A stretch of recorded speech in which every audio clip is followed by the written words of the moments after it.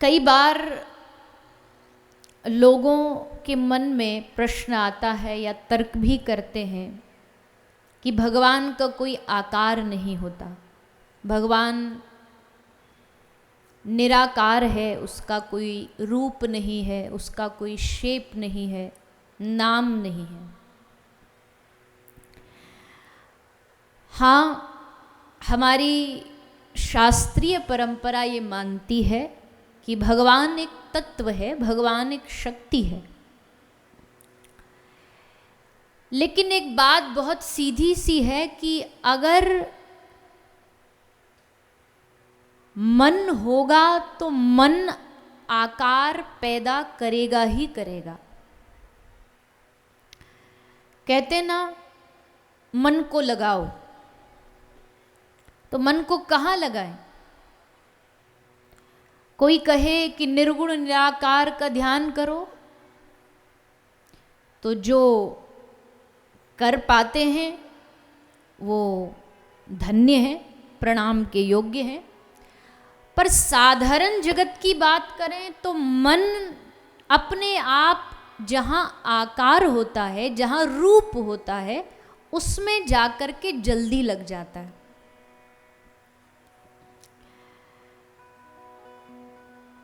उदाहरण के लिए ये एलसीडी आपके सामने चल रही है,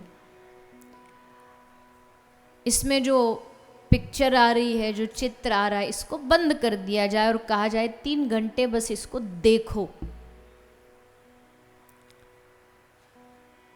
तो कोई भी व्यक्ति खाली स्क्रीन को 3 घंटा बैठ कर के नहीं देख सकता है। पर हाँ, इसी स्क्रीन पर पिक्चर आए, चित्र आए, किसी का चेहरा आए, कुछ चलाया जाए, तो आदमी आराम से बैठ कर के उसको 3 घंटे देख सकता है। ठीक वैसे ही अगर कोई कहे कि भगवान का ध्यान करो, भगवान का चिंतन करो, और कोई उसका आकार नहीं, सिर्फ एक बिंदु को देखो, तो थोड़ा मन को टिकाना मुश्किल काम है, क्योंकि मन भागता है। इस दुनिया का सबसे बड़ा रोग ही यही है। किसी से पूछो तो यही बोलेगा कि भजन भजन तो हम कर लें पर मन नहीं लगता। लेकिन जब इस मन को एक केंद्र मिल जाएगा, एक पिक्चर मिल जाएगी, तो ये मन आराम से बैठ कर के चिंतन कर सकता है, ध्यान कर सकता है। और भागवत में वही बताया जाता है कि क्या देखना है, किसका चिंतन करना है। पहली बात, भगवान नहीं चाहते थे कि इंद्र की पूजा हो। स्वार्थी जीव की क्या सेवा करना। ब्रजवासी कहते हैं हम इनको पूजा करेंगे तो ये बारिश करेंगे, और अगर पूजा नहीं करेंगे तो नाराज हो जाएंगे। भगवान ने कहा ये कोई भगवान के लक्षण है कि पूजा नहीं करो तो नाराज हो जाए। इसीलिए पूजा करनी है तो श्री गिरिराज महाराज की करो। गिरिराज, गोवर्धन, गौ का जो वर्धन करता हो वो श्री गोवर्धन है।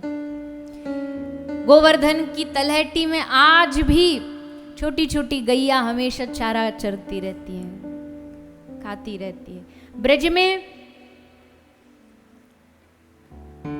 कुछ ही चीज ऐसी हैं जो साक्षात हैं आज भी। एक यमुना महारानी,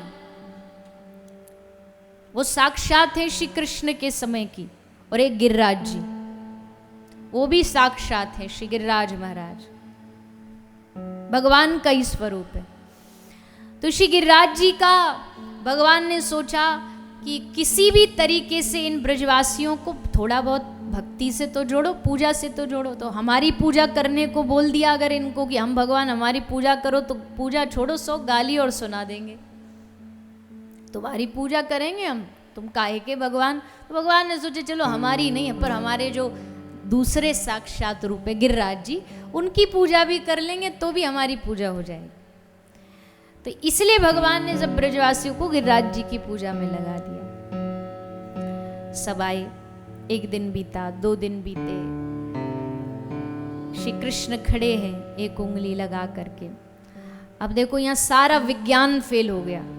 अब साइंस कहे कि भैया प्रमाण दो, प्रूफ दो कि एक 7 साल का बच्चा इतना बड़ा गिरिराज उंगली पे कैसे उठा सकता है, तो ये तो विज्ञान की समझ से बाहर है।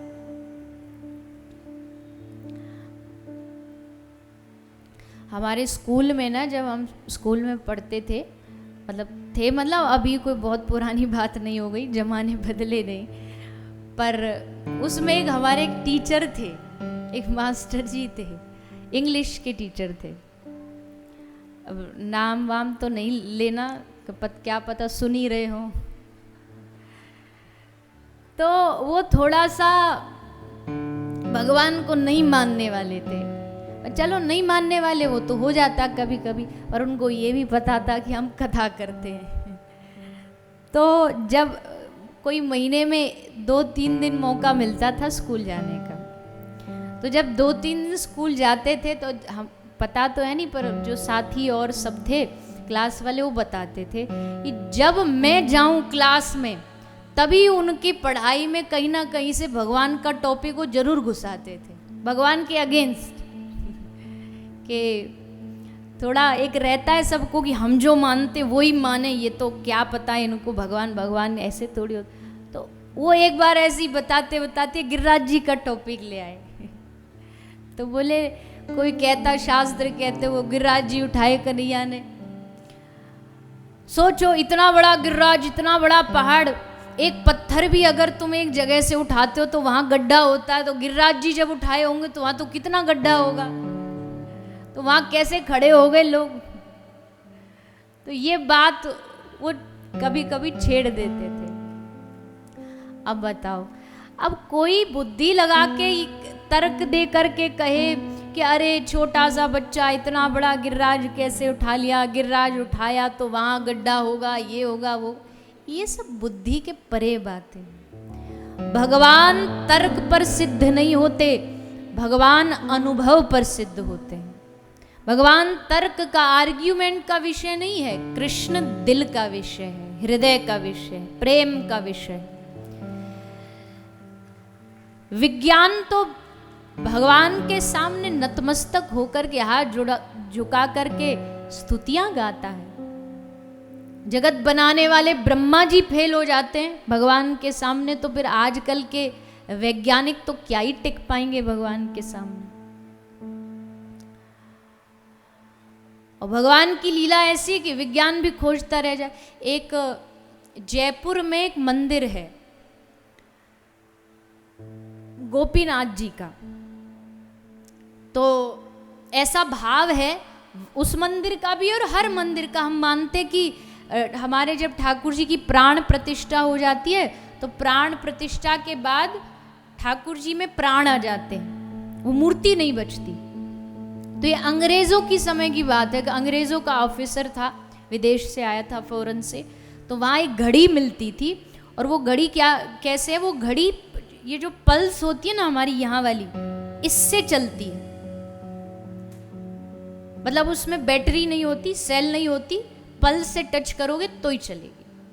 तो उसने आकर के क्या दावा किया, बोले अगर तुम्हारे गोपीनाथ जी तुम मानते हो भगवान है, इनमें प्राण है, तो लो ये घड़ी पहनाओ, और अगर ये घड़ी चल पड़ी तो हम मान लेंगे कि तुम्हारे ठाकुर जी में प्राण है।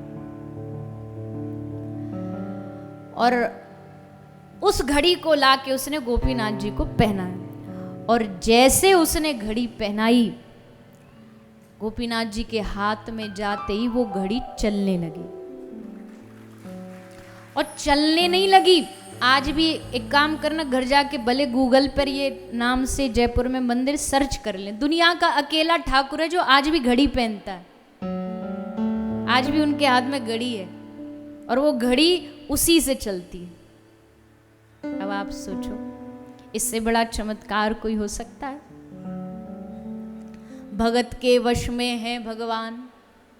एक भजन आया ना, बड़ा प्रसिद्ध हुआ, बोले मैया के हाथ से गोपाल जी गिर गए, गोपाल जी को डॉक्टर बुलाया, बोले देखो देखो कान में लगाओ। जैसे कान में लगाया तो देखा कि ठाकुर जी के हृदय से धक धक धक धड़ दिल धड़कने की आवाज आ रही है। तो क्या ये चमत्कार नहीं है?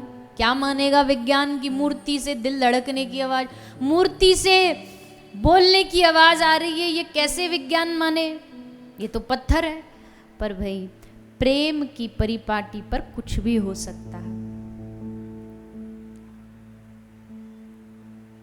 तो भगवान ने गिरिराज धारण किया, ये तर्क नहीं, ये अनुभव का विषय है। तो एक दिन बीता, 2 दिन बीते, तो यशोदा मैया को जरा चिंता हो गई कि भैया हमारा लाला इतने दिन ते ठाड़ो है, भूखो प्यासो, तो क्या करें? शांडिल्य ऋषि बुलाए गए जो कृष्ण के कुल गुरु हैं। बोले महाराज जी कोई यज्ञ, कोई हवन, कोई साधन, दान बताओ जिससे हम करें और उससे लाला की शक्ति बढ़ जाए, लाला का बल बढ़ जाए।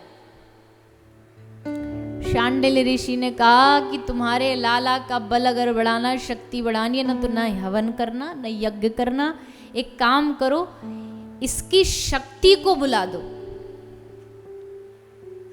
बोले इसकी शक्ति मतलब? इसकी शक्ति कौन है? तो जोर से बोल दो। इनकी शक्ति है श्री राधा रानी। उनको बुला करके कृष्ण के सामने बिठा दो, तो वहां से एनर्जी मिलती रहेगी, तो तुम्हारे लाला को, तुम्हारे कन्हैया को ने को भी थकावट नहीं होगी, क्योंकि जाके सर पर श्री स्वामिनी जी को हाथ हो, जाके माथे पर श्री राधा रानी की कृपा हो, जाकू कृपा डायरेक्ट श्री राधा रानी दे रही हो।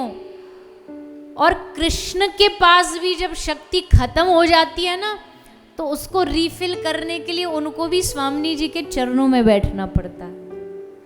और जब श्री राधा रानी अपने चरणों का आश्रय देती हैं और चरण ठाकुर जी अपने हाथ में लेकर के श्री राधा रानी के चरणों को अपने हाथ में थाम करके जब अश्रुपात करते हैं, जब आंखों से अश्रु बहाते हैं और श्री राधा रानी के चरणों का अपने अश्रुओं से अभिषेक करते हैं, तो श्री कृष्ण भी शक्तिमान बन जाते हैं, उनके भीतर शक्ति का संचार हो जाता है।